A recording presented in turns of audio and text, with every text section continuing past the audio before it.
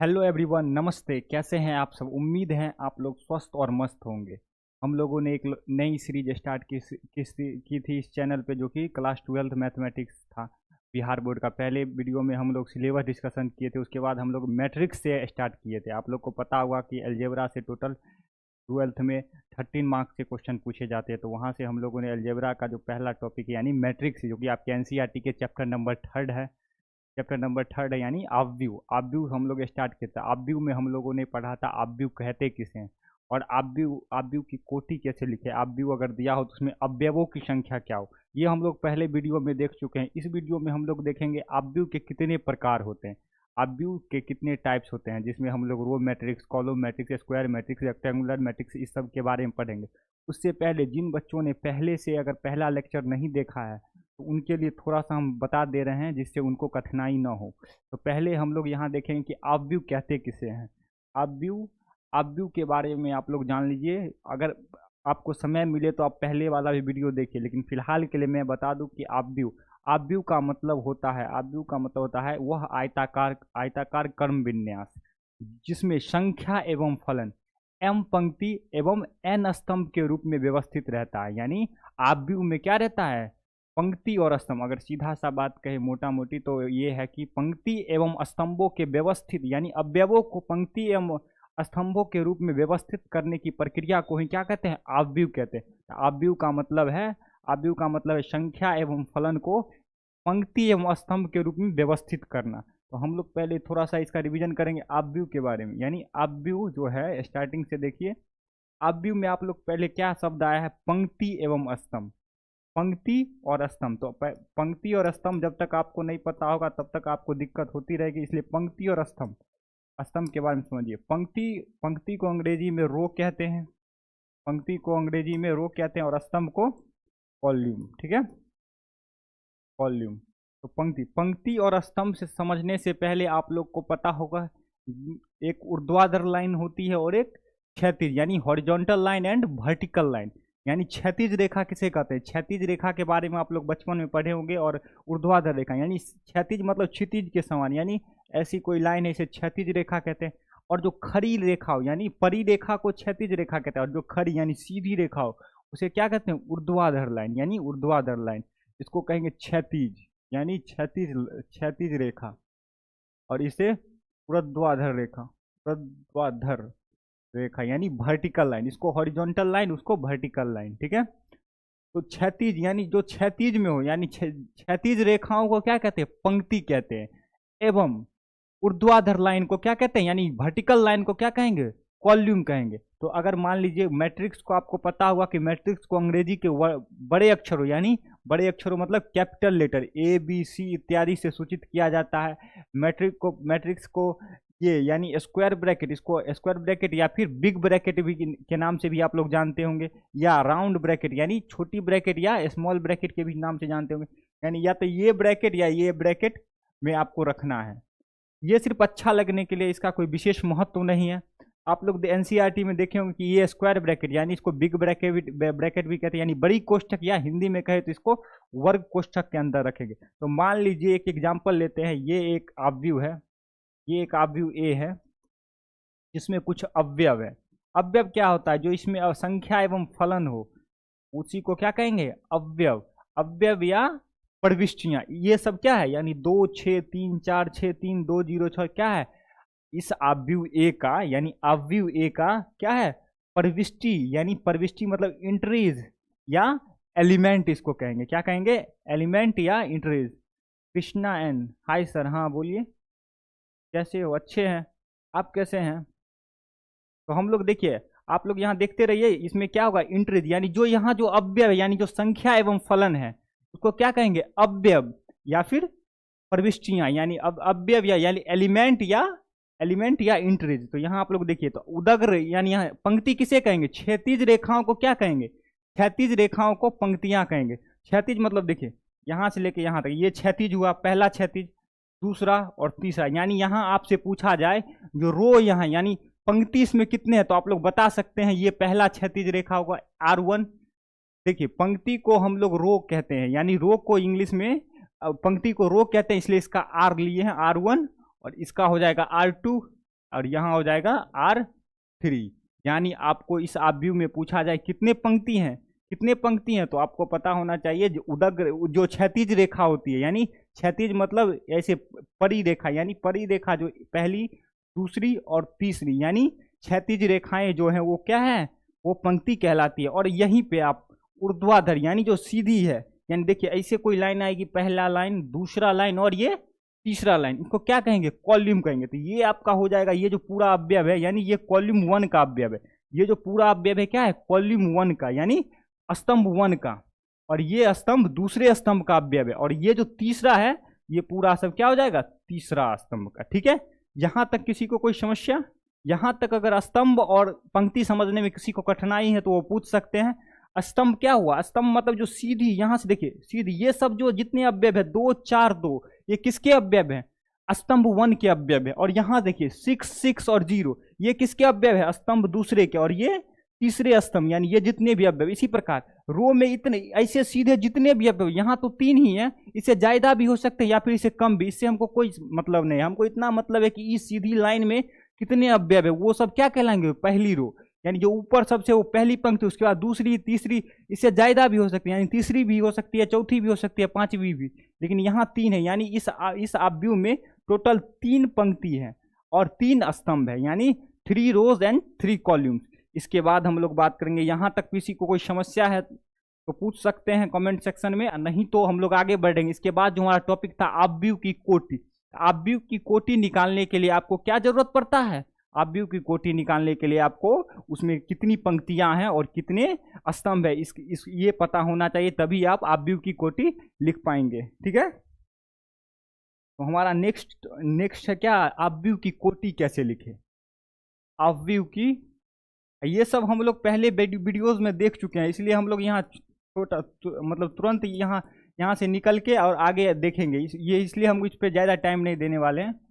Order of matrix, order of matrix, order of matrix में आप देखिए कोई मैट्रिक्स आपको दिया हो तो ऑर्डर कैसे लिखेंगे, उसमें कुछ पंक्ति होगा तो पंक्तियों की संख्या, यानी इसका जो अथी फॉर्मूला हो जाएगा, यानी फॉर्मूला नहीं कहिए, यानी जो पंक्तियों की कुल संख्या, यानी जो आव्यूह आपको दिया रहेगा उसमें कुछ पंक्तियां रहेंगी और कुछ स्तंभ। बाय, इसको बाय इंटू नहीं पढ़ना है, यहाँ इसको बाय पढ़ा जाता है, यानी बाय स्तंभों की संख्या, यानी स्तंभों की संख्या, स्तंभों की संख्या, यानी जो पहले पंक्ति होगा, यानी पंक्ति की संख्या को पहले लिखना है बाय, यानी उसको इंटू को, यहाँ जो इंटू है यानी जिसको आप गुना के तो उसको यहाँ बाय पढ़ा जाता है, बाय इंटू स्तंभों की संख्या। ठीक है, तो मान लीजिए आपको कोई एक मैट्रिक्स दिया है, ये आपको कोई मैट्रिक्स है 2 4 6 3 1 2, इस प्रकार आपको कोई मैट्रिक्स है। ठीक है, अब इसमें आपको कोटि बताना है। कोटि बताने से पहले आप लोग को ये बताना होगा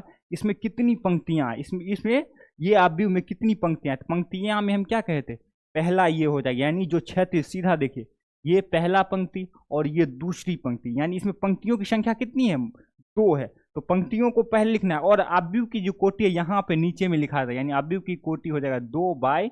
अब देखना क्या है, अब स्तंभों की संख्या देखना है, क्या देखना है, स्तंभों की संख्या। तो स्तंभ क्या होता है, ये ऊर्ध्वाधर लाइन, यानी ये पहली लाइन, ये दूसरी, ये तीसरी, ये चौथी, यानी स्तंभ 1, स्तंभ दूसरा, स्तंभ तीसरा और स्तंभ 4, यानी इसमें कितने स्तंभों की संख्या है, 4 है। ठीक है, यानी स्तंभों की संख्या टोटल 4 है। तो यहाँ आप लोग देख सकते हैं स्तंभ की संख्या 4, यानी इस मैट्रिक्स जो दिया है उसमें अब आव्यूह, ये जो आव्यूह है इसका जो कोटि हो जाएगा वो क्या हो जाएगा, 2/4, 2/4। यहीं से आप लोग को एक प्रश्न और पूछा जा सकता है कि आव्यूह की कोटि दिया हो तो उसमें आव्यूह के अवयवों की संख्या कैसे, कितना होगा, अवयवों की संख्या, अवयवों या प्रविष्टियों की कुल संख्या बताए, यानी आव्यूह में अवयवों या प्रविष्टियों की संख्या बताए, कुल संख्या, प्रविष्टियों की कुल संख्या बतावे, कुल संख्या बतावे। इसमें क्या करना है, जितना पंक्ति दिया यानी पंक्तियों की संख्या इंटू स्तंभों की संख्या, यानी पंक्तियों की संख्या यहाँ से क्या हो जाएगा, 2 × 4 यानी 8। आप काउंट भी कर सकते हैं, यहाँ देख सकते हैं 1 2 3 4 5 6 7 8, यानी अवयवों की संख्या क्या है, 8 हो जाएगा। यानी अवयवों की संख्या निकालने के लिए आपको क्या करना है, टोटल यानी पंक्तियों की संख्या इंटू स्तंभों की संख्या को गुना कर दें, लेकिन कोटि में गुना नहीं करना है, कोटि में यही सिर्फ लिख देना है 3/2/4, यानी यहाँ लिख देना है और अवयवों की संख्या पूछी जाए तो आपको गुना कर देना है। यहाँ तक में किसी को समस्या है तो वो पूछ सकते हैं, नहीं तो हम लोग आगे बढ़ेंगे। ठीक है, इसके बाद जो हम लोग का है, अगर मान लीजिए कोई आव्यूह दिया है, जैसे यहाँ आप लोग को एक आव्यूह दिया है जैसे ए, इसको डिनोट करते हैं अगर AIJ, मान लीजिए इसका कोटि है 2/3 का। 2/3 कहने का मतलब क्या है, पहले ये आप समझ लीजिए 2/3 से मतलब क्या है। 2/3 यानी जो पहले लिखा है, क्या लिखा है पहले, 2 लिखा है। 2 मतलब पहले जो लिखा होता है उसे पंक्ति कहते हैं, यानी ये जो आव्यूह दिया है उसमें पंक्तियों की संख्या कितनी है, 2 है, और स्तंभों की संख्या कितनी हो जाएगी, स्तंभों की संख्या 3 हो जाएगी। तो आपको एक ऐसे आव्यूह लिखना है, ऐसा आव्यूह का रचना करना यानी बनाना है जिसमें 2 पंक्तियां एवं 3 स्तंभ होते हैं, 2 पंक्तियां एवं 3 स्तंभ होते हैं। इसके बाद यहाँ देखिए AIJ का मतलब क्या है, AIJ का मतलब हुआ क्या, आई मतलब देखिए, आई मतलब हुआ पंक्ति यानी पंक्ति, और जे मतलब स्तंभ, जे मतलब स्तंभ, यानी कोई, यानी पहली पंक्ति हो सकती है या दूसरी, तीसरी और चौथी इस प्रकार होगी। जे आई, आई मतलब आपको याद रखना है जो पहले आई है उसको पंक्ति कहते हैं, जे को स्तंभ कहते हैं। ठीक है, यहाँ देखिए इस ये आव्यूह को आपको AIJ के फॉर्म में है तो इसको लिखना है कैसे, देखिए A बराबर, यहाँ आपको देखिए पंक्तियां कितनी है, पंक्तियां 2 हैं, और स्तंभ कितने हैं, स्तंभ आप लोग को हो जाएगा 3, यानी आपको पंक्ति मात्र 2 तक जाना है, यानी 2 क्षैतिज लाइन हो गई, ये पहली और ये दूसरी। स्तंभ कितनी हो गई, यानी 3, 1 2 और 3। ठीक है, ये आप जैसे इसको लिखेंगे तो ये हो जाएगा A11, यानी ये जो पहला लाइन यानी पहला पंक्ति और पहला स्तंभ। दूसरा A12 का मतलब क्या, 1 जो पहले लिखा है उसको पंक्ति कहेंगे, बाद वाला को स्तंभ। तो A12 का मतलब क्या, पहली रो यानी पहली पंक्ति दूसरी स्तंभ। ठीक है, हमको स्तंभ कहां तक जाना है, 3 तक, यानी पहली पंक्ति तीसरी स्तंभ। इसके बाद हम लोग नहीं लिख पाएंगे क्योंकि चौथी स्तंभ तो हमारे पास है नहीं, स्तंभ हम लोग को कितना लेना है, 3 तक ही लेना है। तो यहाँ आप लोग कह सकते हैं ये A11, A12, A13। इसी प्रकार रो में देखिए, रो में आपको कहाँ तक जाना है, तो 2 तक, यानी आप लिख सकते हैं A21। इसी प्रकार आप लिख सकते हैं A22, इसी प्रकार लिख सकते हैं A23। A21 का मतलब क्या हो जाएगा, A21 का मतलब हो जाएगा दूसरी पंक्ति पहला स्तंभ। A22 यानी A22 का मतलब क्या हो जाएगा, दूसरी पंक्ति दूसरा स्तंभ। देखिए पहली स्तंभ दूसरी स्तंभ। A23 का मतलब दूसरी पंक्ति तीसरा स्तंभ। ठीक है, इसका कोटि आपको दिया है 2/3। यहां तक किसी को कोई समस्या, यहां तक किसी को कोई समस्या नहीं। इस पे एक प्रश्न देते हैं जो आपको बनाना है। मान लीजिए कोई मैट्रिक्स दिया है 2 6 0 -4 8 3 9 1 0 6 2 1। इसका पहले आपको कोटि बताना है। क्या बताना है, कोटि आपको बताना है। कोटि के लिए देखिए पहले हम लोग क्या लिखते हैं, पंक्तियों की संख्या। तो पहले आप पंक्तियों की संख्या समझिए। देखिए पहली क्षैतिज रेखा, दूसरी, तीसरी, यानी क्षैतिज रेखाओं को पंक्तियां कहते हैं। यानी यहाँ पहली, दूसरी और ये तीसरी, यानी यहाँ 3 पंक्तियां हो जाएंगी, यानी 3/। और यहाँ देखिए स्तंभ कितने हैं, देखिए काउंट कीजिए ऊपर से, पहली, दूसरी स्तंभ, तीसरी स्तंभ और ये चौथी स्तंभ, यानी स्तंभों की कुल संख्या कितनी हो जाएगी, 4 हो जाएगी, यानी 3/रो, यानी इस मैट्रिक्स 3/4, यानी ये मैट्रिक्स है, इसका कोटि आपसे पूछे तो कितना हो जाएगा, 3/4। इसी में आपको अवयवों या प्रविष्टियों की कुल संख्या पूछे, यानी एलिमेंट और इंटरीज की कुल संख्या पूछे तो आप इसका मल्टीप्लाई कर दीजिए। यहाँ पर हम लिख लेते हैं, अब प्रविष्टियों की कुल संख्या आप मल्टीप्लाई कर लीजिए, यानी आपको क्या हो जाएगा, 3 × 4 यानी 12 हो जाएगा। आप काउंट भी कर सकते हैं।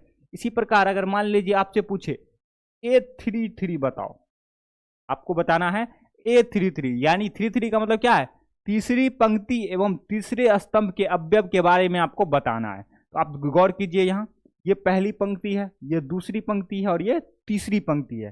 तीसरी पंक्ति और तीसरे ही स्तंभ, तो पहले स्तंभ, दूसरे स्तंभ और तीसरे स्तंभ, यानी इसका आंसर क्या हो जाएगा, 0 हो जाएगा। यानी तीसरे पंक्ति और तीसरे स्तंभ का अवयव क्या हो जाएगा, 0 हो जाएगा। इसी प्रकार आप लोग देखिए A24 का मतलब, A24 का मतलब क्या हुआ? दूसरी पंक्ति, पहले वाले को पंक्ति कहते हैं, दूसरे वाले को स्तंभ कहते हैं, ठीक है। तो दूसरी पंक्ति यानी पहला और दूसरा, इस पंक्ति का अवयव लेना है, और चौथे स्तंभ का, यानी ये पहला स्तंभ, ये दूसरा स्तंभ, ये तीसरा स्तंभ, ये चौथा स्तंभ, यानी ये अवयव लेना है, यानी इसका आंसर हो जाएगा 2।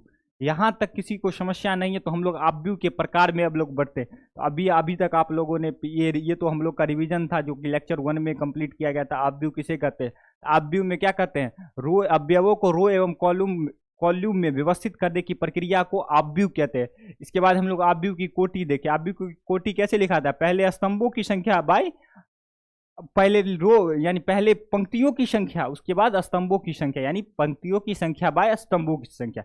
अवयव निकालना है तो पंक्तियों की संख्या इंटू स्तंभों की संख्या, दोनों को मल्टीप्लाई कर दीजिए, आपको क्या मिल जाएगा? आपको उसमें उस अवयव के अवयवों या प्रविष्टियों की कुल संख्या मिल जाएगी। इसके बाद आप लोग को देखना है अवयव के प्रकार। तो यहां तक में किसी को कोई समस्या तो वो पूछ सकते हैं, नहीं तो हम लोग आगे बढ़ते हैं, ठीक है।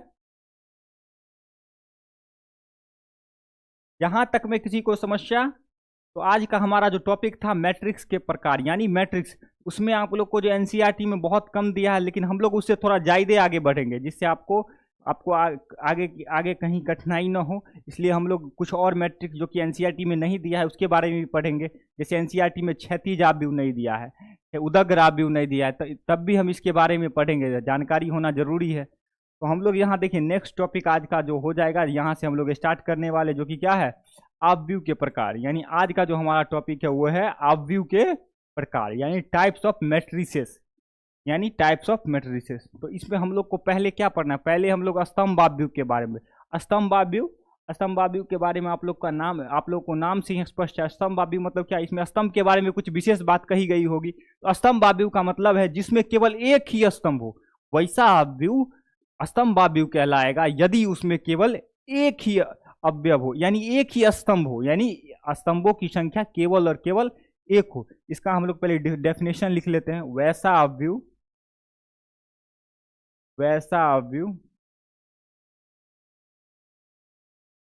कोई अवयव मान लीजिए, जैसे मान लेते हैं A बराबर AIJ, M/n कोटि की एक अवयव है, क्या कहलाएगी? स्तंभ अवयव कहलाएगी।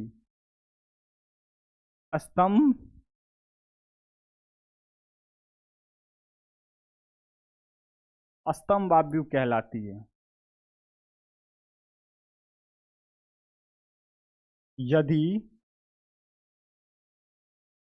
उसमें स्तंभों की संख्या एक हो। क्या हो?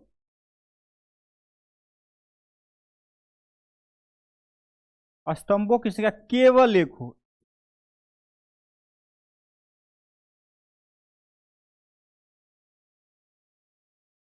ठीक है, कोई अवयव जिसमें स्तंभों की संख्या केवल एक हो उसे क्या कहते हैं? उसे स्तंभ अवयव कहते हैं। यदि कोई स्तंभ अवयव होगा तो उसमें अवयवों की, स्तंभों की कुल संख्या, यानी स्तंभों की संख्या केवल एक और एक होंगे। इसका जो जनरल फॉर्म होता है, जैसे A बराबर AIJ, यहाँ देखिए M/n, M तो कुछ भी हो सकता है, यानी पंक्तियां कितनी भी हो उससे कोई मतलब नहीं, लेकिन हम लोग का जो स्तंभ है यानी स्तंभों की संख्या वो क्या होगी? 1 होगी। ठीक है, यानी पंक्तियां आपकी M यानी कुछ भी हो सकती है, यानी 2 3 4 5 6, उससे हमको कोई मतलब नहीं, लेकिन स्तंभ की संख्या क्या होनी चाहिए? एक होनी चाहिए। इसका एक एग्जाम्पल देखिए, जैसे आप लोग को यहाँ एक दिया है एग्जाम्पल में, जैसे कोई मैट्रिक्स A है, मान लीजिए ये है, इसका पहले आप लोग ऑर्डर बताइए, तो ऑर्डर इसका क्या हो जाएगा? यहाँ देखिए एक रो और एक ही कॉलम है, यानी ये जो मैट्रिक्स है 1 बाय 1 की है, यानी इस मैट्रिक्स में आप लोग को स्तंभों की संख्या कितनी दिख रही है? तो स्तंभों की संख्या एक है, तो ये क्या हो जाएगा? स्तंभ अवयव हो जाएगा। इसी प्रकार कोई दूसरा मैट्रिक्स देखिए 6 4 2 करके है, इसमें इसका पहले आप लोग कोटि बताइए। कोटि इसका क्या होता है? कोटि होता है पंक्तियों की संख्या बाय स्तंभों की संख्या। पंक्तियां इसमें कितनी है? पहली पंक्ति, दूसरी और तीसरी, यानी 3 पंक्तियां। स्तंभ देखिए मात्र एक है, तो यानी क्या हो जाएगा? ये जो अवयव है, यानी ये जो अवयव है, इसमें पंक्तियों की संख्या 3 और स्तंभों की संख्या 1 है। अगर पंक्तियों की संख्या 3 और स्तंभों की संख्या 1 हो तो उसे क्या कहते हैं? स्तंभ अवयव कहते हैं। स्तंभ अवयव को अगर समझने में कोई कठिनाई हो रही है तो आप पूछ सकते हैं। स्तंभ आदि में आप लोग को याद रखना है, उसमें स्तंभों की संख्या यानी कॉल्यूम जो है वो क्या रहेगा, हमेशा एक ही रहेगा, और जो पंक्तियां कितनी भी हो सकती है, ठीक है। इसके बाद नेक्स्ट जो हमारा टॉपिक है वो है पंक्ति आव्यूह किसे कहते हैं। पंक्ति आव्यूह देखिए, इसमें वो स्तंभ आव्यूह था, ये अब नेक्स्ट हमारा है पंक्ति आव्यूह यानी रो मैट्रिक्स किसे कहते हैं। रो मैट्रिक्स का मतलब है वैसा आव्यूह जिसमें केवल एक ही पंक्ति हो। अगर उसमें केवल एक ही पंक्ति हो तो क्या कहेंगे, उसे रो मैट्रिक्स कहेंगे। इसमें हम लोग को स्तंभ से ज्यादा मतलब नहीं है, यहाँ से अब हम लोग को रो देखना है, रो उसमें कितने, रो अगर उसमें एक हो जाए तो वो क्या हो जाएंगे, वो रो मैट्रिक्स हो जाएंगे। तो देखिए इसका डेफिनेशन देख लीजिए, वैसा मैट्रिक्स यानी वैसा आव्यूह, वैसा आव्यूह कोई आव्यूह है ए आई जे के फॉर्मेट में, यानी m बाय n के रूप में, m बाय n कोटि की एक आव्यूह है, पंक्ति आव्यूह कहलाती है।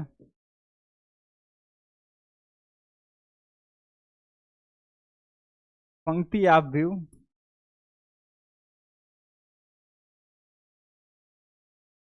कहलाते यदि उसमें उसमें क्या हो कि उसमें केवल एक ही पंक्ति हो, यानी पंक्तियों की संख्या कितनी हो, एक हो। अगर पंक्तियों की संख्या एक हो तो वो क्या हो जाएगा, रो मैट्रिक्स। इसका जो जनरल रूप हो, जनरल जो फॉर्म होता है वो क्या होता है, ए आई जे। अब यहाँ देखिए एम नहीं लिख पाएंगे, एम लिखने का मतलब है कुछ भी हो सकता है, लेकिन एम यहाँ क्या हो जाएगा, वन, और एन लिख देंगे, यानी कोई मैट्रिक्स वन बाय एन के फॉर्मेट, यानी पंक्तियों की संख्या एक और एन कितना भी हो उस वो क्या हो जाएगी, वो पंक्ति आव्यूह हो जाएगी, ठीक है। पंक्ति आव्यूह क्या होती है, जिसमें केवल एक ही पंक्ति हो, उसे क्या कहते हैं, पंक्ति आव्यूह कहते हैं, ठीक है।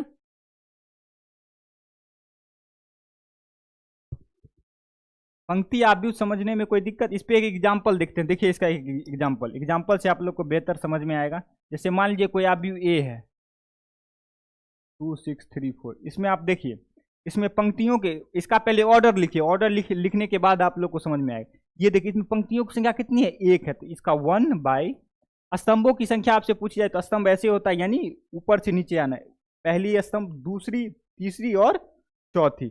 यानी ये जो आव्यूह ए है इसका आप क्या कोटि है, 1/4, 1/4, वह यानी इस आव्यूह की जो कोटि है वो क्या है, 1/4। इसमें आप गौर कीजिए, हम लोग को यहाँ रो मैट्रिक्स पढ़ रहे हैं, तो रो मैट्रिक्स में आप लोग को क्या ध्यान देना है, रो मैट्रिक्स में आपको ध्यान देना है इसमें पंक्तियां कितनी है। इसमें केवल और केवल एक पंक्ति, यानी ये किस कैटेगरी में आएगा, ये रो मैट्रिक्स में आएगा, यानी ये जो आव्यूह है वो रो मैट्रिक्स का है। इसी प्रकार आप लोग दूसरा, इसको आपको बताना है कि ये रो मैट्रिक्स है या नहीं, यानी ये पंक्ति आव्यूह है या नहीं, ये आप लोगों को बताना है ये रो मैट्रिक्स है या नहीं। ये आव्यूह यानी आव्यूह बी रो मैट्रिक्स यानी पंक्ति आव्यूह है या नहीं। यहाँ पहले आप लोग इसका कोटि लिखिए, कोटि लिखने के बाद ही आपको पता चलेगा ये रो मैट्रिक्स है या नहीं। यहाँ आप लोग दिख रहा होगा कि इसमें पंक्तियां की पंक्ति जो है यानी रो जो है, फर्स्ट रो सेकेंड रो, यानी रो कितने हैं, दो हैं। इसी प्रकार आप लोग कॉल्यूम देखिए, कॉलम देखिए, यानी फर्स्ट कॉलम सेकेंड कॉलम, यानी 2/2, यानी ये जो मैट्रिक्स है ये 2/2 ऑर्डर की मैट्रिक्स है, और ये जो मैट्रिक्स है वो 2/2 है, ये जो मैट्रिक्स है वो 2/2 ऑर्डर के, यानी इसमें देखिए हमको पंक्ति की संख्या देखनी है, तो पंक्ति की संख्या कितनी है, पंक्ति की संख्या यहाँ आप लोग को हो जाएगा 2, यानी ये जो आव्यूह है हम लोग पंक्ति आव्यूह में क्या कहें, पंक्ति आव्यूह में कहें जिसमें केवल एक पंक्ति हो। तो क्या ये इसमें एक पंक्ति है, तो आप लोग बोलेंगे नहीं, क्योंकि यहाँ दो हो गया, तो ये पंक्ति आव्यूह नहीं है, ठीक है। यहां तक किसी को कोई समस्या है तो पूछ सकते हैं, नहीं तो हम नेक्स्ट अगला जो है हेडिंग वो पढ़ेंगे, अगला जो प्रकार है यानी क्षैतिज आव्यूह, उसके बाद उदग्र आव्यूह, ये सब पढ़ेंगे। यहाँ देखिए पहले क्या है, वैसा आव्यूह ए बराबर ए आई जे के फॉर्मेट में है, m/n ऑर्डर की है, और उसमें केवल और केवल एक पंक्ति हो, यानी कोई मैट्रिक्स, जिस मैट्रिक्स में केवल एक पंक्ति हो उसे क्या कहेंगे, उसे रो मैट्रिक्स कहेंगे, ठीक है। नेक्स्ट जो हमारा है क्षैतिज आव्यूह। क्षैतिज आव्यूह के बारे में आप लोग देखिए, क्षैतिज आव्यूह क्या होता है, क्षैतिज आव्यूह होता है वैसा आव्यूह जिसमें पंक्तियां जो होगी वो स्तंभ के अपेक्षा कम होगी, यानी पंक्तियों की संख्या स्तंभ से कम होगा। इसका लिख लीजिए वैसा मैट्रिक्स, इसका डेफिनेशन हो जाएगा वैसा आव्यूह, वैसा आव्यूह अगर एक आव्यूह है ए बराबर ए आई जे, यानी m/n ऑर्डर की है, क्षैतिज आव्यूह कहलाती है, क्षैतिज आव्यूह कहलाती है।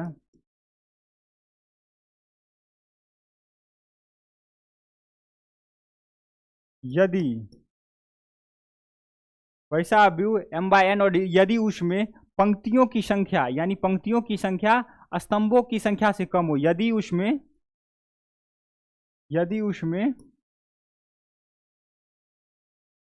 पंक्तियों की संख्या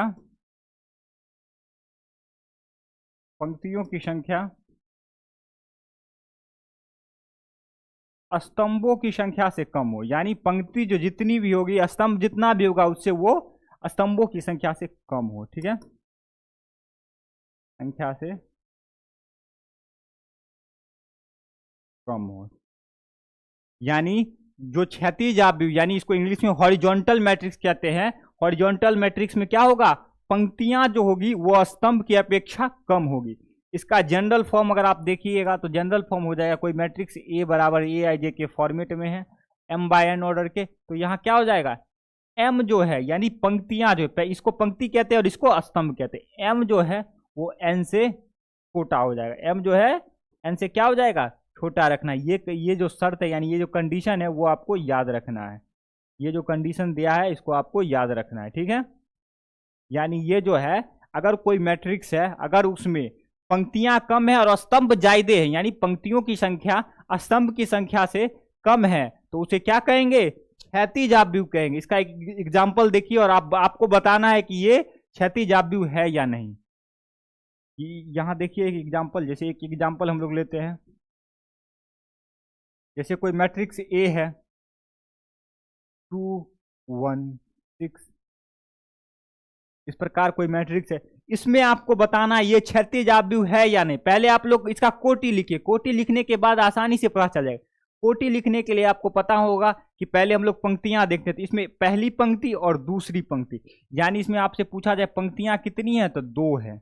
इसी प्रकार आप लोग से पूछा जाए स्तंभ कितने हैं, तो स्तंभ मतलब जो खड़ी है यानी या नीचे की तरफ आए, यानी खड़ी लाइन यानी ऊर्ध्वाधर लाइन यानी वर्टिकल, ये पहली कॉलम, ये दूसरा कॉलम, ये तीसरा कॉलम, ये तीसरा कॉलम। यहाँ आप लोग देखिए ये जो मैट्रिक्स है इसका क्या हो जाएगा ऑर्डर 2/3, यानी इस मैट्रिक्स का कोटि हो जाएगा 2/3।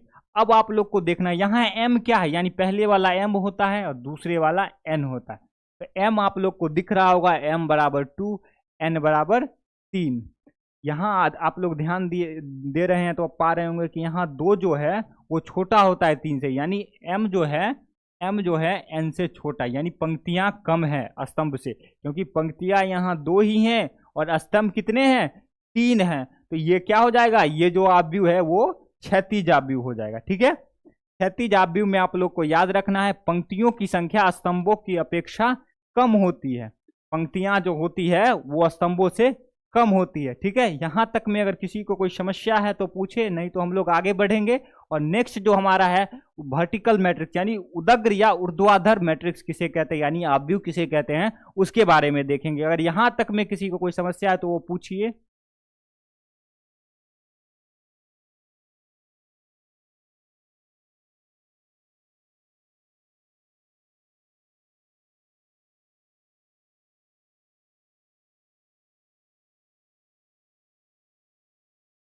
ठीक है, नेक्स्ट जो हमारा टॉपिक है उदग्र या ऊर्ध्वाधर आव्यूह। उदग्र या ऊर्ध्वाधर आव्यूह किसे कहेंगे, देखिए उसके विपरीत जहां अभी तुरंत पढ़े हैं क्षैतिज आव्यूह। क्षैतिज आव्यूह में क्या होता है, पंक्तियां स्तंभ की अपेक्षा कम होते हैं। यहाँ क्या होगा, पंक्तियां जो होगा यानी जो रो होगी वो कॉलम से ज्यादा होगी, यानी वैसे इसका डेफिनेशन लिखिए पहले, वैसा मैट्रिक्स यानी वैसा आव्यूह कोई आव्यूह है ए बराबर ए आई जे जिसका ऑर्डर है m/n उदग्र या ऊर्ध्वाधर लिख लीजिए, उदग्र या ऊर्ध्वाधर आव्यूह कहलाती है, ऊर्ध्वाधर आव्यूह कहलाती है यदि, यहाँ पे आप कंडीशन देखिए, यदि उसमें पंक्तियों की संख्या, यदि उसमें पंक्तियों की संख्या स्तंभों की संख्या से पंक्तियों की संख्या, पंक्तियों की संख्या स्तंभों की संख्या से, स्तंभों की संख्या से, स्तंभों की संख्या से अधिक हो। क्या हो? अधिक हो। पंक्तियों की संख्या स्तंभों की संख्या से अधिक हो। यानी हॉरिजॉन्टल मैट्रिक्स में आप लोग देखे थे कि पंक्तियां जो होती है स्तंभ से कम होती है। यहाँ क्या देख रहे हैं? पंक्तियां जो है स्तंभों की संख्या से अधिक हो। तो क्या कहेंगे? उसे वर्टिकल मैट्रिक्स या उदग्र या ऊर्ध्वाधर मैट्रिक्स कहेंगे। ठीक है। इसका जो अथी जनरल फॉर्म हो जाएगा, वो जनरल फॉर्म ऐसे लिख पाएंगे। यहाँ देखिए जनरल फॉर्म अगर इसका लिखना चाहें, ए बराबर कोई मैट्रिक्स है ए आई जे के फॉर्मेट में, यानी इसका ऑर्डर अगर एम बाय एन है, तो यहाँ जो कंडीशन आपको है वो देखना है। एम जो है यानी एम मतलब पंक्तियाँ जो है, पंक्तियाँ जो है वो ज्यादा होगी, यानी एम बड़ा होगा एन से, यानी पंक्तियों की संख्या स्तंभ से अधिक होगी। पंक्तियों की संख्या स्तंभ से अधिक होगी। यहाँ अगर कोई मैट्रिक्स दिया हो, अगर पूछे कि वो उदग्र आव्यूह कैसे होगी, तो आपको बताना है यदि उसमें पंक्तियां अगर अधिक है स्तंभ से, स्तंभों की संख्या से, पंक्तियों की संख्या यदि स्तंभों की संख्या से अधिक है, तो उसे क्या कहेंगे? उदग्र या ऊर्ध्वाधर मैट्रिक्स कहेंगे। इसका एक एग्जाम्पल देखिए, ऊर्ध्वाधर मैट्रिक्स का एक एग्जाम्पल आपको हो जाए। कोई मैट्रिक्स ए है, कोई मैट्रिक्स आपको इस प्रकार दिया है 2 1 6 2 5 4 2 8, इस प्रकार कोई मैट्रिक्स आपको दिया रहेगा। यहाँ आप लोग से पूछा जाएगा कि ये मैट्रिक्स, क्या ये मैट्रिक्स, क्या ये मैट्रिक्स उदग्र या ऊर्ध्वाधर यानी वर्टिकल मैट्रिक्स है या नहीं। इसमें पहले आप लोग को देखना है कि इसकी कोटि क्या है। कोटि में आप जब आप इसका कोटि निकालिएगा तो आपको पता चल जाएगा कि ये मैट्रिक्स उदग्र या ऊर्ध्वाधर मैट्रिक्स है या नहीं है। तो पहले आप लोग रो देखिए, यानी पंक्तियां इसमें कितनी होती है। ये आप देखिए पहली रो, ये दूसरी, और ये तीसरी, और ये चौथी, यानी जो इसका रो है, रो की संख्या 4 है। कॉलम कितने हैं? देखिए कॉलम कितने हैं, यानी फर्स्ट कॉलम सेकेंड कॉलम, यानी 4/2। यानी ये जो मैट्रिक्स है इसका ऑर्डर आपको लिखना है, तो ये इसका इस मैट्रिक्स का ऑर्डर आपको कितना हो जाएगा? ये आपको हो जाएगा 4/2। और इसमें आपको पंक्तियां कितनी है? पंक्तियां आप लोग को दिख रहा होगा, इसमें पंक्तियों की संख्या 4 है, यानी 2 से अधिक है। यानी पंक्तियां जो है वो 4 है, यानी एम कितना है? एम आप लोग को 4 है और एन क्या है? 2 है। तो आप लोग को जानते हैं कि 4 2 से बड़ा होता है, यानी एम एन से बड़ा है। यानी ये जो जब एम एन से बड़ा हो तो क्या होता है? वो वर्टिकल मैट्रिक्स होता है। वर्टिकल मैट्रिक्स माने उदग्र या ऊर्ध्वाधर मैट्रिक्स होता है। इसके बाद हम लोग यहाँ तक में देखें, अभी तक क्या क्या पहला देखे थे कॉलम मैट्रिक्स, उसके बाद रो मैट्रिक्स, उसके बाद हम लोग देखें हॉरिजॉन्टल मैट्रिक्स, उसके बाद अभी हम लोग ये उदग्र आव्यूह के बारे में पढ़े। उदग्र आव्यूह क्या होता है? उदग्र आव्यूह में होता है क्या? पंक्तियां जो होती है वो स्तंभों की संख्या से अधिक होती है। ठीक है। इसके बाद हमारा नेक्स्ट टॉपिक है, नेक्स्ट है आयताकार आव्यूह। आयताकार, आयत के बारे में आप लोग जानते होंगे, जिसमें कोई भी भुजा बराबर, आमने सामने की भुजा बराबर होती है, लेकिन सभी भुजाएं बराबर नहीं होती है। इस प्रकार हम लोग आयताकार आव्यूह में देखेंगे। इसका पहले हम लोग डेफिनेशन लिखेंगे। आयताकार आव्यूह होता क्या है? मान लीजिए कोई आव्यूह है, वैसा आव्यूह, वैसा आव्यूह ए बराबर ए आई जे, यानी एम बाय एन कोटि की हो, वैसा आव्यूह आयताकार आव्यूह कहलाती है। आयताकार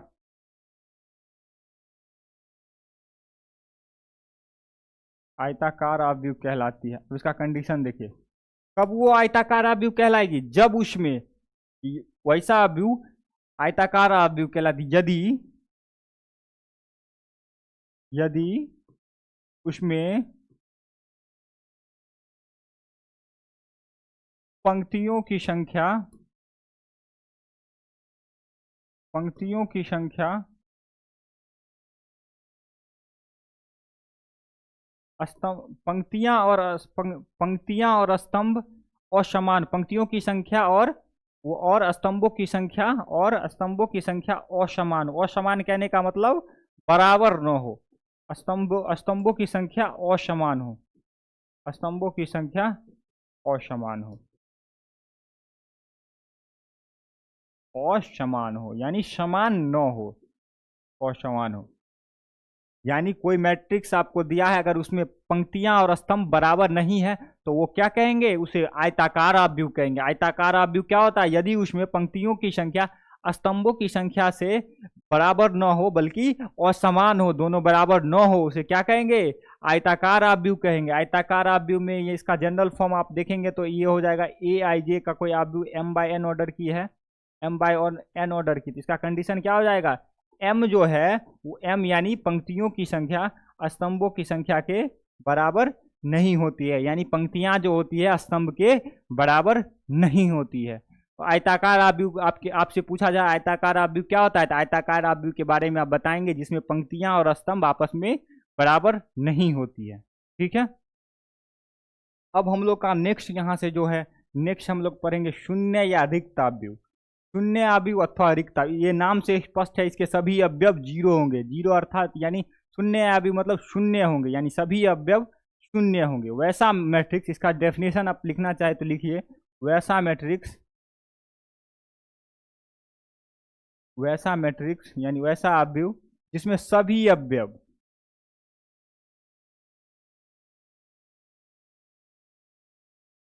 वैसा आव्यूह जिसमें सभी अवयव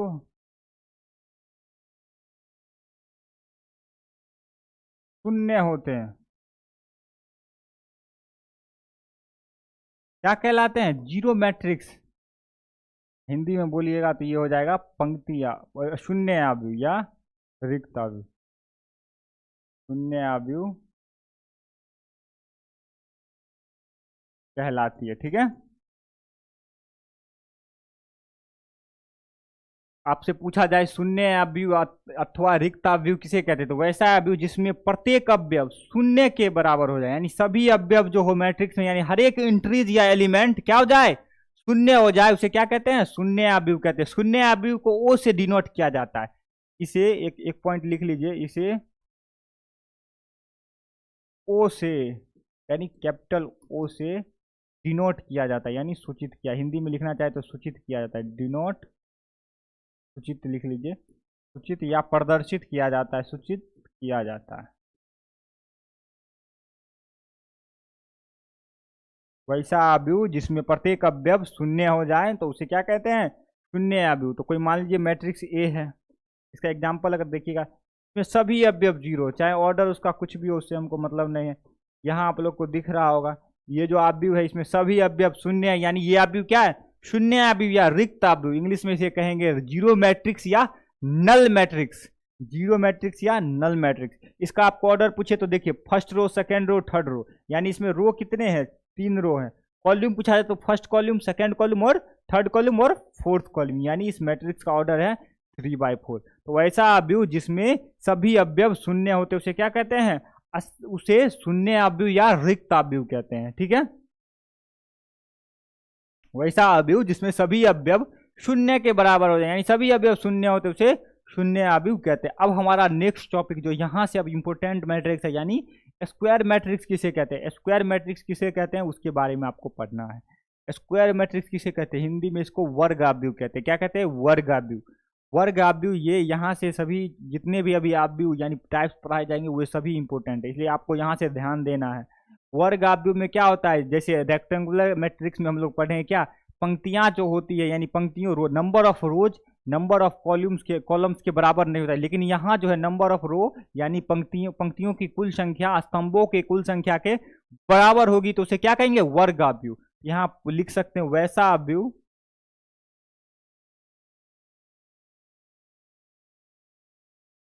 वैसा आव्यूह वर्ग आव्यूह कहलाता है।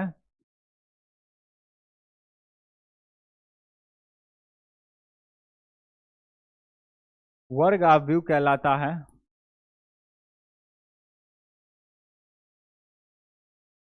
यदि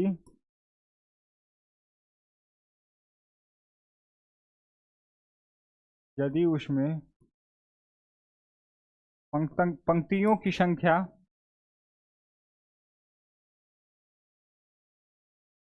स्तंभों की संख्या के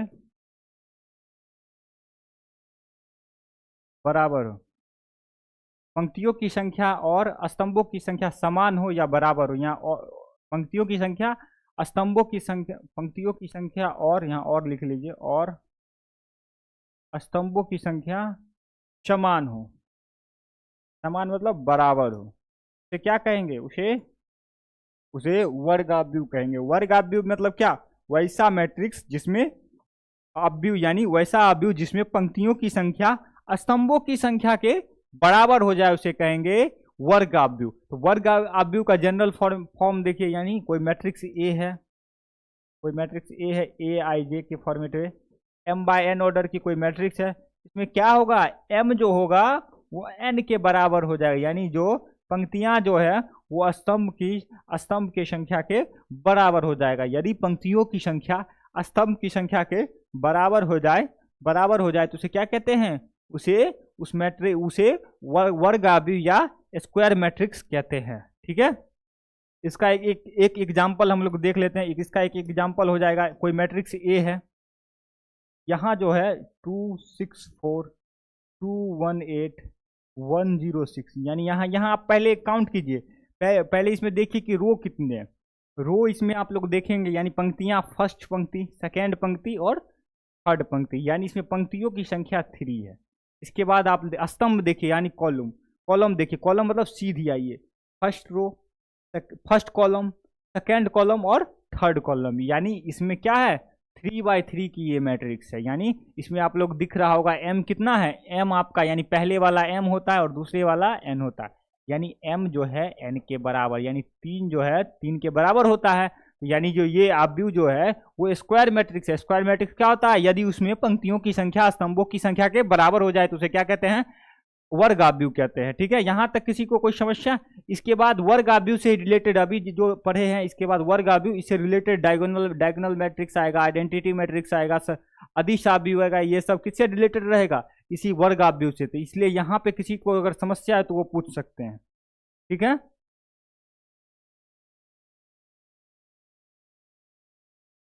यहां तक किसी को कोई समस्या है तो उसे वो पूछ सकते हैं।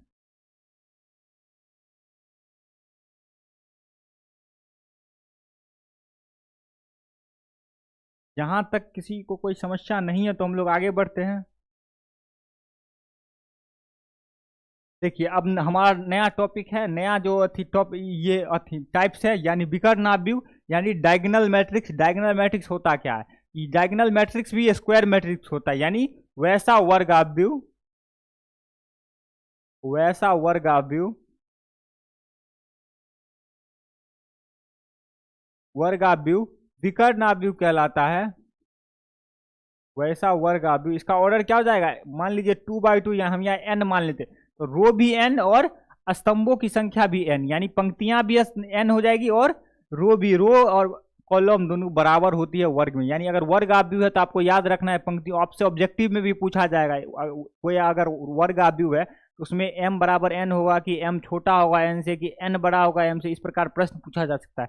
तो आपको याद रखना है, जब आपको वर्ग अव्यूह दिया रहे तो वर्ग अव्यूह में क्या होता है? पंक्तियों की संख्या स्तंभों की संख्या के बराबर होती है। ठीक है, यहाँ एक वर्ग अव्यूह, वैसा वर्ग अव्यूह ए बराबर ए आई जे n बाय n की है तो वह विकर्ण अव्यूह कहलाती है। यानी विकर्ण कब कहलाएगी?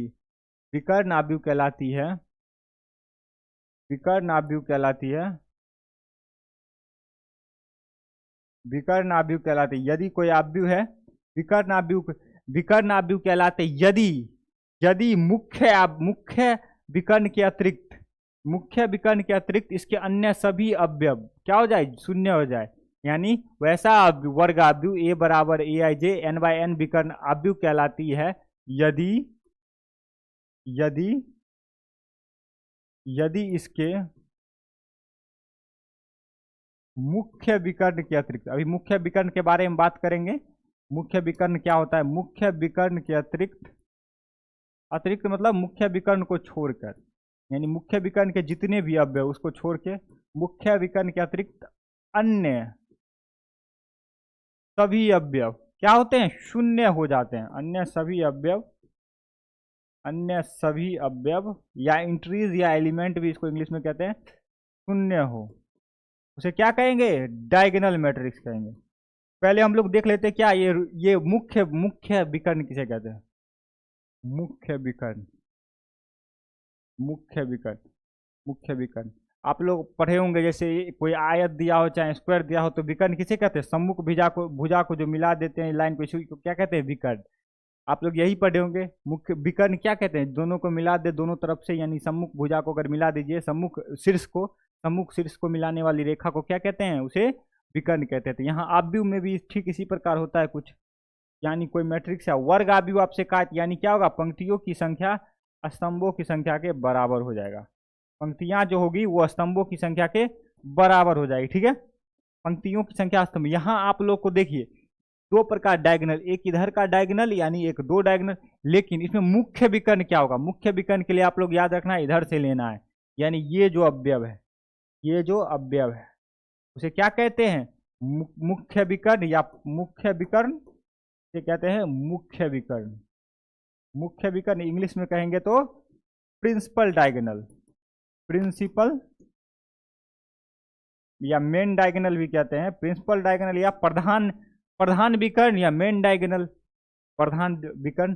यानी ये आप यहाँ गौर कर रहे होंगे तो ये अवयव क्या है, देखिए पहली मैट्रिक्स का यानी पहले रो पहला का, यानी A11, ये क्या है A22 A33, यहाँ आप लोग दिख रहा होगा 11 A11 जो अवयव है A11, यहाँ जो अवयव है वो क्या है A22, यहाँ जो अवयव है वो क्या है A33, यानी पहली रो पहली पंक्ति, पहली रो दूसरा कॉलम, पहली रो और तीसरी रो और तीसरा कॉलम। यानी आप देख रहे होंगे कि ये 1 यानी आई जो है क्या है जे के बराबर, यानी आई जो है जे के बराबर है। वही अवयव हम लोगों को लेना है डायगोनल मैट्रिक्स के मुख्य विकर्ण मानने के लिए, क्या करना है, वही अवयव मुख्य विकर्ण हो जाएगा। यहाँ पीछे आइए और देखते हैं इसका कंडीशन। तो मान लीजिए ये मैट्रिक्स है ए बराबर ए आई जे एक मैट्रिक्स है जिसका ऑर्डर है m/n। m/n में जो अवयव है, m/n में जो अवयव वो कब जीरो होंगे, अभी आप लोग को बताए हैं वो कब जीरो होंगे, इफ ए आई जे बराबर जीरो, यानी मुख्य विकर्ण को छोड़कर, मुख्य विकर्ण को छोड़कर अन्य सभी अवयव जीरो होते हैं। यानी कब जीरो होंगे, जहां आई जो है जे के बराबर न हो। आई जब जे के बराबर नहीं हो, यानी यहाँ आप देखिए आई जे के बराबर न हो, यानी ये सब ये छोड़कर, यानी यहाँ तो ये बीच वाला अवयव यानी मुख्य विकर्ण क्या हो जाएगा, आई बराबर जे, तो ये सब छोड़कर जितने भी अवयव है वो सब क्या हो जाएंगे, जीरो हो जाएंगे। इसका एग्जाम्पल देखिए, इसी मैट्रिक्स का एक एग्जाम्पल देखिए, जैसे मान लीजिए ये मैट्रिक्स है,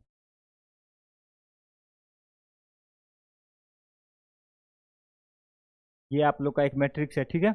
यहाँ आप लोग देखिए ये तो A11 हो जाएगा, A12 A1 A21 A22 11 मतलब क्या हो जाएगा, A11 मतलब यहाँ I बराबर भी 1 और J बराबर भी 1, यहाँ ये दोनों तो I बराबर J हो गया। इसी प्रकार A22 ये हो जाएगा, यानी 2 बराबर 2, तो ये भी, यानी ये दोनों को छोड़कर देखिए I बराबर J को छोड़कर, I बराबर J नहीं होना चाहिए, यानी I जब J के बराबर न हो तो वो सब अवयव जीरो होते हैं। यहाँ जब जाइएगा तो इस ये जो ये पोजीशन है ये क्या है A12 का मतलब होता है 1 जो है 2 के बराबर नहीं है, यानी 1 2 के बराबर जब नहीं होगा, यानी I और J आपस में बराबर नहीं होंगे तो वो क्या हो जाएंगे, जीरो हो जाएंगे। और इस मैट्रिक्स का आपको ऑर्डर पूछा है, यानी वर्ग आव्यूह है या नहीं, तो आप देखिए दो पंक्तियां हैं और 2 स्तंभ है, तो ये मैट्रिक्स क्या हो जाएंगे, यानी 2x2 ऑर्डर की, यानी 2x2 ऑर्डर की क्या हो जाएगी, वर्ग आव्यूह है। और इसे क्या कहेंगे, डायगोनल मैट्रिक्स, क्योंकि डायगोनल के अलावा यानी प्रिंसिपल डायगोनल यानी मुख्य विकर्ण के अलावा सभी अवयव क्या है, शून्य है, ठीक है। मुख्य विकर्ण के अलावा सभी अवयव शून्य है। इसी प्रकार आप लोग एक और एग्जांपल इसी का देखिए, तो मुख्य विकर्ण के अलावा आपको सभी अवयव जीरो रखना है, क्या रखना है, जीरो रखना है। देखिए मुख्य विकर्ण मतलब I बराबर J, A11 A22 A33 सभी अवयव हैं। इसके अलावा जितने भी अवयव हैं वो जहां I जो है J के बराबर यानी J के बराबर नहीं है वो सब क्या हो जाएंगे, शून्य हो जाएंगे। ये क्या हो जाएगा, 3x3 ऑर्डर की, यानी 3x3 ऑर्डर की डायगोनल मैट्रिक्स हो जाएगी, ठीक है। यहाँ तक डायगोनल मैट्रिक्स समझने में किसी को कोई समस्या तो पूछ सकते हैं, नहीं तो हम लोग आगे बढ़ते हैं। डायगोनल मैट्रिक्स के बाद हम लोग देखेंगे आगे जो मैट्रिक्स है अदिश डायगोनल मैट्रिक्स में एक और नोट करके आप लोग लिख सकते हैं, इसमें शून्यों की संख्या कैसे ज्ञात करें। विकर्ण आव्यूह में, यहाँ एक नोट करके लिख लीजिए, विकर्ण आव्यूह में शून्यों की संख्या, विकर्ण आव्यूह में शून्यों की संख्या, विकर्ण आव्यूह में शून्यों की संख्या क्या हो जाएगी? विकर्ण आव्यूह में शून्यों की संख्या, शून्यों की संख्या निकालने के लिए एक फॉर्मूला होता है n into N minus one, n into N minus one. ये फॉर्मूला आप लोग को याद रखना है। कोई भी विकर्ण आव्यूह दिया है, उसमें पूछे आपको शून्यों की संख्या, ऑर्डर दिया हो, और यहाँ n क्या है? n जो है आव्यूह की कोटि है, n जो है आव्यूह की कोटि है, आव्यूह की कोटि है, ठीक है। n जो है क्या है? वो आव्यूह की कोटि है। अब विकर्ण आव्यूह, यहाँ देखिए ये फॉर्मूला लगा कि इसमें निकालिए कितना जीरो, इसके बाद काउंट भी करके चेक करेंगे ये सही है या नहीं। यहाँ देखिए फॉर्मूला क्या है? n into N minus one. इस ये जो मैट्रिक्स है इसका ऑर्डर क्या है? 2/2, यानी n बराबर क्या रखना है? n बराबर यहाँ 2 रखना है, तो 2 रखिए और 2 में से 1 गया, यानी 2 इंटू 1 2। अब इसमें काउंट कीजिए कितने जीरो है, देखिए 1 जीरो और 2 जीरो, यानी विकर्ण आव्यूह में अगर शून्यों की संख्या ज्ञात करनी है तो कौन सा फॉर्मूला लगाएंगे? n into N minus one. यहाँ आप लोग ये भी चेक कर लीजिए, यहाँ देखिए इस ये जो आव्यूह है इसका जो ऑर्डर है वो 3/3, यानी n क्या लेना है? 3 लेना है। इस फॉर्मूला के हिसाब से ये फॉर्मूला होता है n into N minus one, यानी 3 इंटू 3 माइनस वन, यानी 3 इंटू 3 में से 1 गया 2, यानी 3 इंटू 2 यानी 6। इसमें जीरो की संख्या 6 होगी, काउंट कर सकते हैं 1 2 3 4 5 6, यानी शून्यों की संख्या क्या हो जाएगी? 6 हो जाएगी, शून्यों की संख्या 6 हो जाएगी। ये जो मैट्रिक्स है, इस मैट्रिक्स में अगर विकर्ण आव्यूह में आपको शून्यों की संख्या ज्ञात करनी हो तो इस फॉर्मूला से ज्ञात कर सकते हैं, n into N minus one. क्या हो जाएगी? n into N minus one. ठीक है, यहां तक किसी को कोई समस्या है तो पूछ सकते हैं, नहीं तो हम लोग आगे बढ़ते हैं। नेक्स्ट जो हमारा टॉपिक है वो होगा अदिश आव्यूह। यहां तक किसी एक बार और समझा दे रहे हैं, विकर्ण आव्यूह किसे कहते हैं? वैसा आव्यूह जिसमें मुख्य विकर्ण के अतिरिक्त सभी अवयव क्या हो? शून्य हो। मुख्य विकर्ण के अतिरिक्त सभी अवयव शून्य हो जाए तो उसे क्या कहते हैं?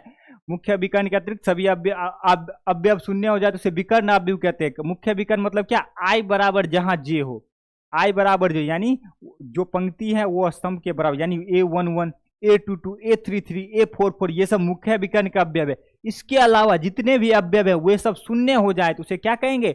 उसे विकर्ण आव्यूह कहेंगे। विकर्ण आव्यूह में कितने शून्य है ये आपसे पूछे तो ये आपको फॉर्मूला अगर कुछ बता दे कि एक 12/12 का मैट्रिक्स का डायगोनल मैट्रिक्स है, उसमें शून्यों की संख्या ज्ञात करनी है तो कैसे ज्ञात करेंगे? ये वाला फॉर्मूला लगा दीजिए, n into N minus one.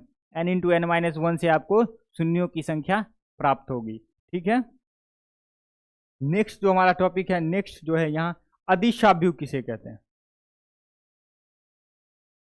यहां तक में अगर किसी को कोई समस्या है, नहीं तो हम लोग आगे बढ़ते हैं और अदिश आव्यूह पढ़ते हैं। अदिश आव्यूह होता क्या है? अदिश आव्यूह भी वर्ग आव्यूह होता है, इसमें भी सेम टू सेम वही है, थोड़ा सा इसमें चेंज है। तो यहाँ एक इसका पहले डेफिनेशन लिखो, वैसा आव्यूह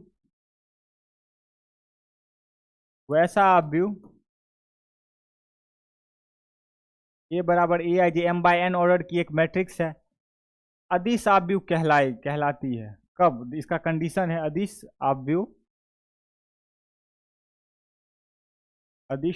कहलाती है कब? देखिए ये कब कहलाएगी, देखिए जब कोई मैट्रिक्स A बराबर AIJ के फॉर्मेट में है, ठीक है, इसकी ऑर्डर m/n है। यहाँ आप लोग को ध्यान देना, यहाँ एक बार और पीछे देखिए, यहाँ क्या हुआ था? यहाँ जो हुआ था AIJ किसके बराबर हो गया था? 0। यहाँ भी सेम टू सेम यही होगा। यहाँ होगा क्या? जो AIJ जो है, AIJ एक बार यहाँ जो AIJ यानी मुख्य विकर्ण है, यानी AIJ बराबर जो हो जाएगा वो एक बार K मतलब स्केलर, K मतलब कोई स्केलर यानी कोई संख्या, K मतलब कोई संख्या होगी, यानी K मतलब 2 3 4 5 कुछ भी हो सकते। K कब होगी? K तब होगी इफ, यानी यानी इफ I बराबर J। ये 0 कब होगी? 0 जब होगी इफ I बराबर नॉट J, यानी आपको ये याद रखना है ये फॉर्मेट। AIJ का मतलब कोई भी अवयव, यानी जहां जहां I बराबर J यानी मुख्य विकर्ण के अवयव होंगे वहां के सभी अवयव सेम होंगे। सेम कहने का मतलब है यदि मुख्य विकर्ण के अवयव पहले A11 में 2 है तो A22 में भी 2 ही होंगे, A33 में भी 2 ही होंगे, ठीक है। इसी प्रकार अगर I बराबर J नहीं है, यानी I J के बराबर नहीं है, तो सभी अवयव क्या हो जाएंगे, शून्य हो जाएंगे। क्या हो जाएंगे, शून्य हो जाएंगे। इसका एग्जाम्पल एक देखिए, जैसे मान लीजिए ये एक अवयव है, ये एक अवयव है, यहाँ जितने भी अवयव, मान लीजिए ये दो है, ये दो है, तो ये भी दो होंगे, बाकी सारे अवयव जहाँ जहाँ I J के बराबर नहीं है वे सब क्या हो जाएंगे, शून्य हो जाएंगे। यानी ये 3x3 ऑर्डर की मैट्रिक्स थी, जिसमें ये के मुख्य डायगोनल, यानी जहाँ I जो है J के बराबर हो वो सब समान होंगे, यानी ये जितने भी अवयव है वो सब समान होंगे, तो उसे क्या कहेंगे, सदिशाव्यव। सदिशाव्यव, सदिशाव्यव इसे कहेंगे, क्या कहेंगे, इसे सदिशाव्यव कहेंगे। आपको याद रखना है, सदिशाव्यव किसे कहते हैं, अधिशाव्यव, सदिश नहीं अदिश। अधिशाव्यव किसे कहते हैं, जहां I बराबर J के मतलब कोई अदिश हो, के मतलब कोई संख्या, यानी अदिश हो, अदिश, अदिश हो, यानी कोई संख्या हो, यानी के बराबर 4 भी हो सकता है, 2 0 कुछ भी। यानी अगर यहाँ 2 है, 0 के अलावा, 0 नहीं लेना है, 0, यानी 1, यहाँ 1 है तो यहाँ भी 1, यहाँ 1 है तो यहाँ 1, यहाँ 3 है तो यहाँ 3, यहाँ 3, यानी जहां जहां I बराबर J के बराबर है वे सभी अवयव क्या हो जाएंगे, बराबर हो जाएंगे, यानी समान हो जाएंगे, ठीक है। यहां तक किसी को कोई समस्या?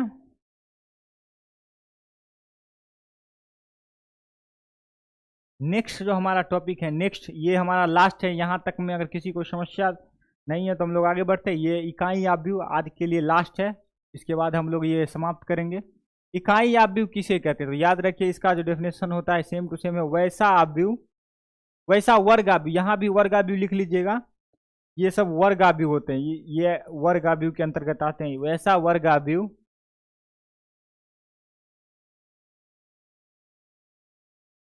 आइडेंटिटी मैट्रिक्स कहलाता है, आइडेंटिटी या यूनिट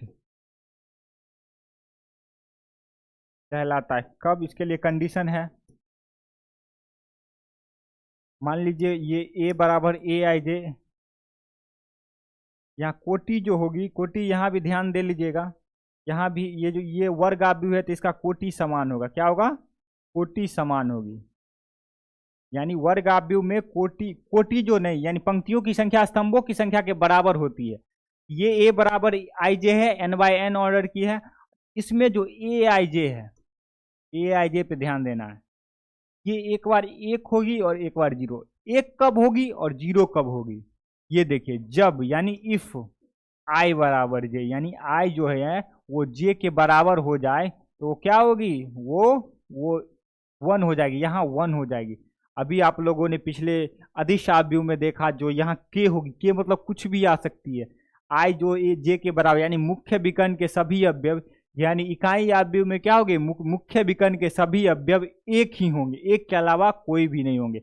आइडेंटिटी मैट्रिक्स में आपको लोग को याद रखना है, जैसे ये एक इसका एग्जांपल देखिए, जैसे यहाँ है, ये 2x2 ऑर्डर की मैट्रिक्स है, 2x2 ऑर्डर की, इसका जो मुख्य विकर्ण है, जहां जहां I J के बराबर है, I बराबर J, कहने का मतलब ये A11, यानी पहली रो और पहली कॉलम, यानी पहली रो पहली कॉलम, यानी A11 ये हो जाएगा, ये A22 यानी दूसरा रो और दूसरा पंक्ति, जहां A11 A22 A33 A44 जहां जहां है वहां सभी जगह ये 1 ही आएंगे। यानी आइडेंटिटी मैट्रिक्स में आपको याद रखना है, जहां I बराबर J हो वो क्या हो जाएंगे, 1 ही होंगे। मुख्य विकर्ण के सभी अवयव, मुख्य विकर्ण के जितने भी अवयव रहेंगे वे 1 हो जाएंगे, इसके अलावा जितने भी अवयव है वे 0 हो जाएंगे। इसी प्रकार आप लोग एक 4x4 ऑर्डर का मैट्रिक्स देख लीजिए, 4x4 मैट्रिक्स, 4x4 ऑर्डर का, यहाँ मान लीजिए यहाँ 1 है, यहाँ क्या आएंगे, 0 ही आएंगे। मुख्य विकर्ण के अलावा, यानी मुख्य विकर्ण A22 1 हो जाएंगे, बाकी सब 0। इसी प्रकार देखिए A33 में तीसरा रो और तीसरा कॉलम यहाँ पे आएंगे। A44 का मतलब देखिए, A44 का मतलब क्या हो जाएगा, चौथा रो चौथा कॉलम, यानी ये 1 हो जाएगा, ये क्या हो जाएगा, 1 हो जाएगा, ठीक है, ये 1 हो जाएगा। ये मैट्रिक्स 4x4 ऑर्डर की है।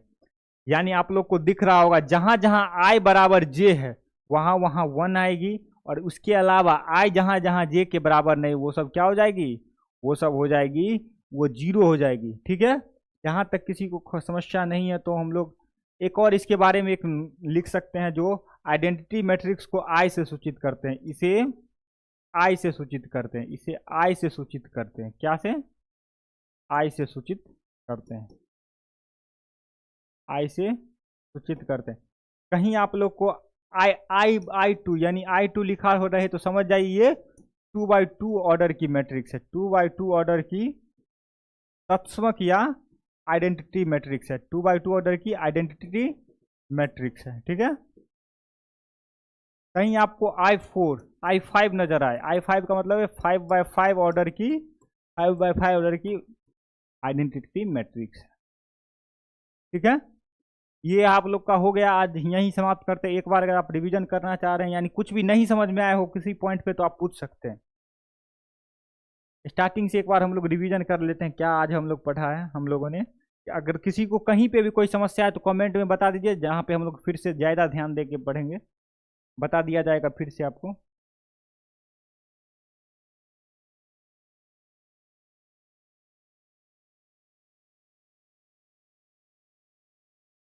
देखिए, पहला हम लोग शुरू स्टार्टिंग से एक बार रिवीजन कर लेते हैं। अवयव किसे कहते हैं? जो संख्या, कोई भी संख्या है यानी अवयवों को रो एवं कॉलम में व्यवस्थित करने की प्रक्रिया को क्या कहते हैं? अवयव कहते हैं। यानी पंक्ति की होती है। पंक्ति और स्तंभ के बारे में हम लोगों ने चर्चा किया था। पंक्ति क्या होता है? पंक्ति होता है उदग्र ऊर्ध्वाधर यानी क्षैतिज रेखा, यानी क्षैतिज जितने भी लाइन है उसे क्या कहते हैं? पंक्तियां कहते हैं। और उदग्र यानी ऊर्ध्वाधर लाइन उसे क्या कहते हैं? स्तंभ कहते हैं। स्तंभ। तो यहाँ आप लोग को कोटि कब लिखना है? कोटि लिखने के लिए आप लोग को पता होगा, कोटि लिखने के लिए हम लोग क्या देखते हैं? कोटि लिखने के लिए आप लोग को देखना होता है उसमें पंक्तियों की संख्या कितनी है और स्तंभों की कितनी संख्या। यहाँ देखिए, ये एक एग्जाम्पल था, इसमें आप लोग को दिखा ये फर्स्ट पंक्ति, ये दूसरी पंक्ति, यानी यहाँ जो हो जाएगा वो 2x4 ऑर्डर की ये मैट्रिक्स हो जाएगी। अवयवों की संख्या लिखना है तो दोनों यानी पंक्तियों की संख्या और स्तंभों की संख्या को गुना कर दीजिए। तो यहाँ 2 और 4 थी, तो यहाँ अवयवों या प्रविष्टियों यानी एलिमेंट और इंट्रीज की कुल संख्या क्या हो जाएगी? 8 हो जाएगी। नेक्स्ट हमारा था ये A11 A22, इसके बारे में हम लोग देख चुके हैं। अब आगे बढ़ते हैं। अवयव के प्रकार। अवयव के प्रकार में अगर कोई अवयव आपको लगता है जो नहीं समझ में आए तो आप पूछ सकते हैं।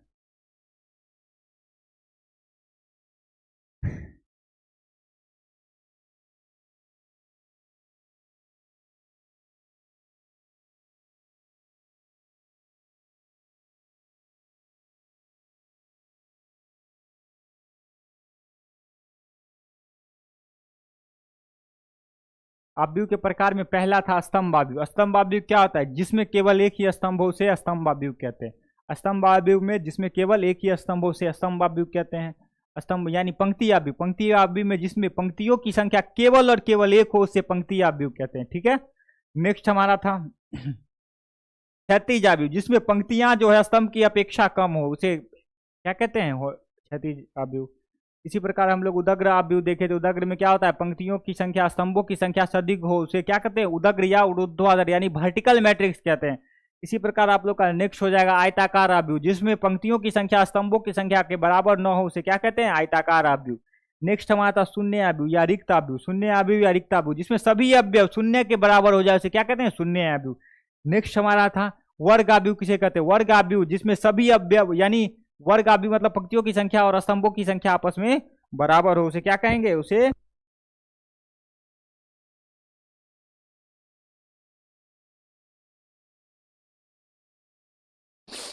नेक्स्ट हमारा था विकर्ण। विकर्ण अवयव मतलब मुख्य विकर्ण के अतिरिक्त सभी अवयव जीरो हो जाए, यानी जहां जहां आई बराबर जे हो वो उस अवयव को छोड़कर बाकी बात सभी अवयव जीरो हो जाए। जहां आई बराबर जे न हो वो सभी अवयव जीरो हो जाए तो उसे क्या कहते हैं? विकर्ण अवयव। विकर्ण अवयव का में शून्यों की संख्या ज्ञात करने के लिए एक फॉर्मूला आप लोग को बताया गया है, वो क्या है? n into N minus 1। Next था हमारा नेक्स्ट था अदिश अवयव। अदिश अवयव में क्या है? अदिश अवयव में है कि जहां जहां आई बराबर जे न हो वो तो जीरो हो जाए और जहां आई बराबर जे हो वो सब क्या हो जाए? के हो जाए। के का कहने का मतलब है अगर आई बराबर जे की जगह पर यानी A11 8 है तो हर एक जगह A22 भी 8 होगा, A33 भी 8 होगा, इसी प्रकार आगे बढ़ेगी। ठीक है, उसके अलावा जहां आई बराबर जे न हो वो सभी अवयव जीरो हो जाएंगे। नेक्स्ट हमारा लास्ट भी है इकाई अवयव। इकाई अवयव में क्या है? जहां जहां आई बराबर जे हो वो सभी अवयव क्या हो जाएंगे? 1 हो जाएंगे और जहां जहां आई बराबर जे न हो, आई बराबर जे न हो उसे क्या कहेंगे? उसे जीरो हो जाएंगे, यानी आई बराबर जे जहां जहां न हो वो जीरो हो जाएंगे। यहाँ तक किसी को कोई समस्या? नहीं तो हम इस वीडियो को यहीं समाप्त करते हैं। कल मिलेंगे नेक्स्ट वीडियो में, जिसमें आगे पढ़ेंगे। उसके बाद आप लोग को एक्सरसाइज भी सॉल्व करना है, एक्सरसाइज का सॉल्यूशन भी यहाँ करवाया जाएगा। उससे पहले आप लोग जितने भी क्वेश्चन आपसे एनसीईआरटी के बन पाएंगे वो आप लोग करिएगा, और उसके अलावा हम लोग तो यहाँ बताएंगे ही। और यहीं पे हम वीडियो को समाप्त करते हैं। देखने के लिए धन्यवाद।